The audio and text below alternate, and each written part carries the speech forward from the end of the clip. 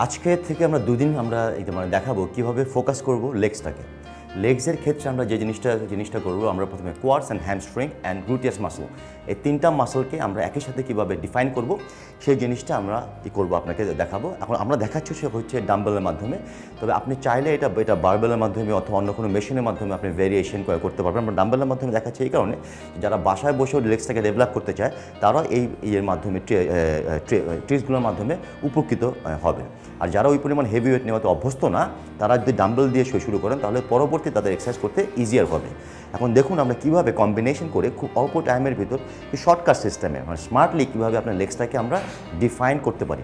তো একটা জিনিস খেয়াল করবো, যদি আপনার ডাম্বেল যদি আপনি এই করতে থাকেন মানে ইউজ করেন শুধু লেগসের জন্য, ডাম্বেলে যেটা হবে লেগসের ডেফিনেশনটা হবে, লেগসের পাওয়ার বাড়বে, শেপ আসবে, কিন্তু ম্যাসিভনেসে সেই পরিমাণ আসবে না। সেজন্য ম্যাসিভনেস আনতে গেলে আপনাকে এই এক্সারসাইজগুলি আপনি যদি বারবেলের মাধ্যমে করেন তাতে আপনি ম্যাসিভনেস আসবে। রিজন হচ্ছে বারবেল আপনি অনেক হেভি ওয়েট ক্যারি করতে পারবেন, যেটা আপনি ডাম্বেলের মাধ্যমে সম্ভব না।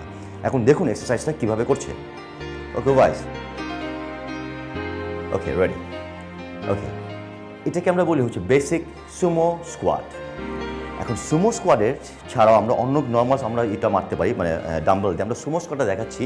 এই মানে এটা হচ্ছে রিজনটা হচ্ছে যে এটা ওভারঅল আপনার লেগসটাকে করতে পারে, যে লেগসের যে ভিতরে যে মাসলটা যেটা বেশি ডিফাইন হলে লেগসটা বড় দেখা যায়, সেই জিনিসটা বেশি হবে এবং এর সাথে গ্লুটিয়াস মাসলটা বেশি ফোকাস হবে এই সুমো স্কোয়াডের মাধ্যমে। ওকে রাখবে, এটা খেয়াল করছেন আপনার ডাম্বেলের মাধ্যমে করছি। এরপরে সঙ্গে সঙ্গে চলে যাবে তো শেপিং মুভমেন্ট, যেটাকে আমরা বলি হচ্ছে অল্টারনেট লঞ্জেস। লঞ্জেস করলে যে জিনিসটা হবে তার কোয়াডসের ডেফিনেশনটা আসবে, ইনডাইরেক্টলি হ্যামস্ট্রিংটা হচ্ছে কাজ হচ্ছে, কারণ হ্যামস্ট্রিং প্রচুর পরিমাণ স্ট্রেস হচ্ছে। এবং অ্যাট দ্য সেম টাইম যেটা হবে গ্লুটিয়াস গ্লুটস মাসলটা মানে হিপসের মাসলটা ডিফাইন হবে। যেটা দেখা যায় যে অনেক সময় যারা অনেক দিন ধরে ওয়েট ট্রেনিং করছে, হেভি ওয়েট নিয়ে করছে, তাদের দেখা যায় একটা ফ্ল্যাট ব্যাক হয়ে যায়। ফ্ল্যাট ব্যাক যাতে না হয় এই জন্য এক্সারসাইজটা অবশ্যই ইম্পর্টেন্ট। এই জন্য আমরা কী করছি, আমরা দুইটা, একটা হচ্ছে ম্যাস বিল্ডিং, একটা হচ্ছে শেপিং, দুইটা এক্সারসাইজকে আমরা কম্বাইন করলাম। ওকে রেডি রাখো। ওকে দিয়ে এইটা আমরা সুপার সেট এতে করলাম।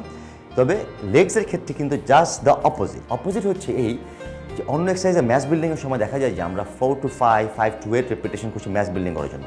লেগসে কিন্তু দেখা যাচ্ছে এটা হাই রিপিটেশনে কাজ হয়।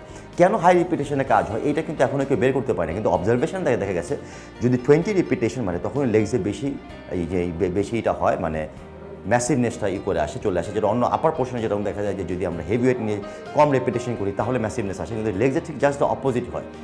এই জন্য আমরা ট্রাই করবো যে সবসময় 15 থেকে 20টা রিপিটেশন যাতে আমরা মারতে হয়।